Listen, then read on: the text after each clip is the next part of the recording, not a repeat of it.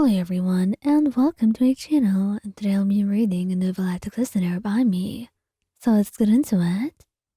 He was not really someone who was used to parties, and attending one was not really an easy feat for him.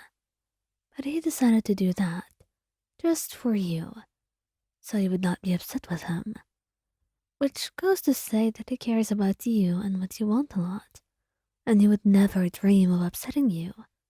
And yet, from the very beginning of the day, he had a whole weird feeling about this, unsure if this would be a good event at all. It was just ominous altogether. A feeling that he could not truly explain, but it was still there, despite its own weirdness and strangeness, and the way he could not come to explain it at all. And so, as the time passed, and finally to see if you were there, he could only focus on you, how stunning you were, how beautiful you looked like, and how your smile could light up the entire room. He wrapped an arm around your waist, holding you close. You look beautiful, my dear. I'm glad to see you today. Well, that's strange to hear from someone who didn't actually want to come. I suppose I would have been truly regretful had I not attended, but I'm glad to be here with you. And right now, I suppose, we must enjoy ourselves. You're right about that, Neuvillette. What do you want to do? I want to make sure you enjoy this as well, since you're not really someone who had a lot of chances to be at a party. He chuckles at that, finding your enthusiasm quite cute. I really don't need to do anything specific. I'm happy as I am, just to be with you. You can tell me what you want to do.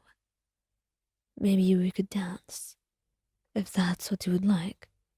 Of course. I would love to dance with you, in front of everyone too.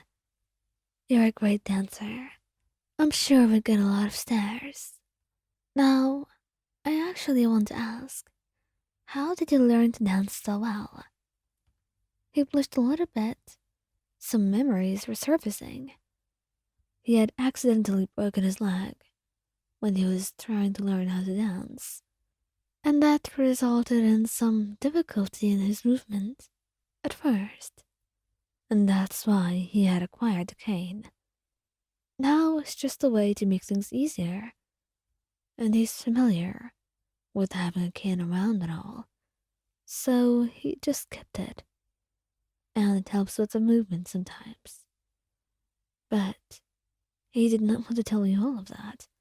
It felt too embarrassing. Neuvillette, just tell me. There's no need to hide, is there? No, I suppose not.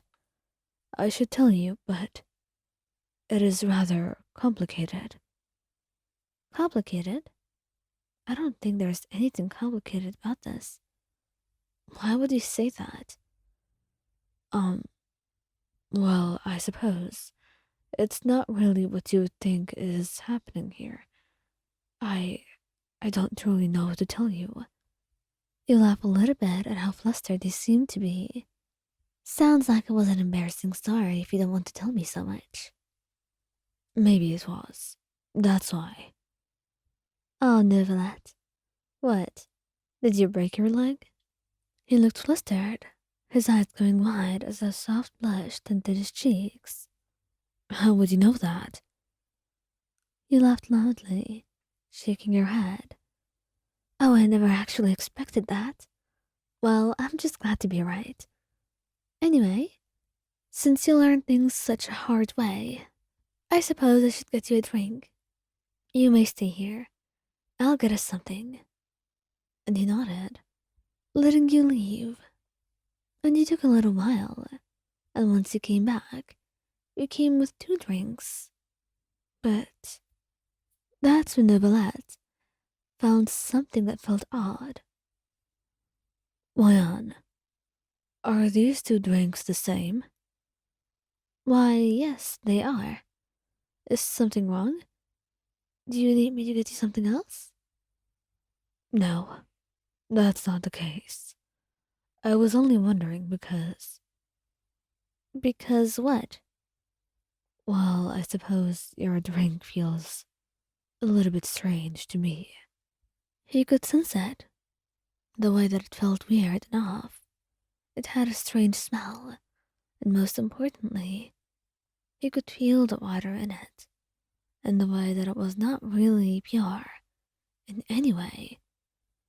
Whatever the contents were, they were not matching his own, and that's why he frowned. Lion, I sense a drug in this drink. Who served it to you? A drug? Neuvillette, are you sure of that? You're hypersensitive to water, so maybe it's just your senses being wrong. Who served you that drink? And you could tell that it was not going to back away from this matter. It was serious. He fidgeted for a moment, feeling hesitant, but then you pointed the person who served you the drink, and you could only pray that a disaster does not occur. As Neuvillette gets up from his seat and storms toward him.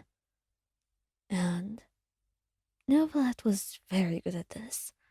You don't know how being a dragon works, or having special connections with water, and being able to feel out everything it's connected to would be like, but you can tell that he knows right away that this person was in possession of the drugs. You are under arrest. Mudex Neuvillette? What are you talking about? You are under arrest, and you are coming with me right now. Neuvillette, come on. I'm sure something's wrong. There couldn't possibly be a drug in my drink. But the man that he was holding had paled considerably, and you couldn't truly deny the possibility any longer, especially not when Neuvillette searched the man's pockets and found a small vial of the drug that was placed in your drink. It took 5 minutes for the guards to come and take the man, but nothing in the entire world would make that man's fear disappear, especially not after Neuvillette had stared at him in that manner, making him shiver and tremble. His gaze only spoke of anger as he looked at the man who had spiked the drink. Neuvillette, you mumble as you hold his hand. You couldn't really find out that this had happened until he told you. He had saved you. You don't know what those people were planning, what they wanted to do with you, why that person had told you to come talk to them after you had taken your drink. But now, with all of this, it makes sense. You hugged him tightly, trembling in his arms, and he just held you, kissing the top of your head gently. I apologize, Ryan, for ruining the night and for not taking good care of you. You've done enough, Neuvillette. You saved me. I don't know what else would have happened. Thank you so much. I just wish it couldn't have happened at all. And I promise you, I will not let it happen another time. I swear it on my heart. And you believed him.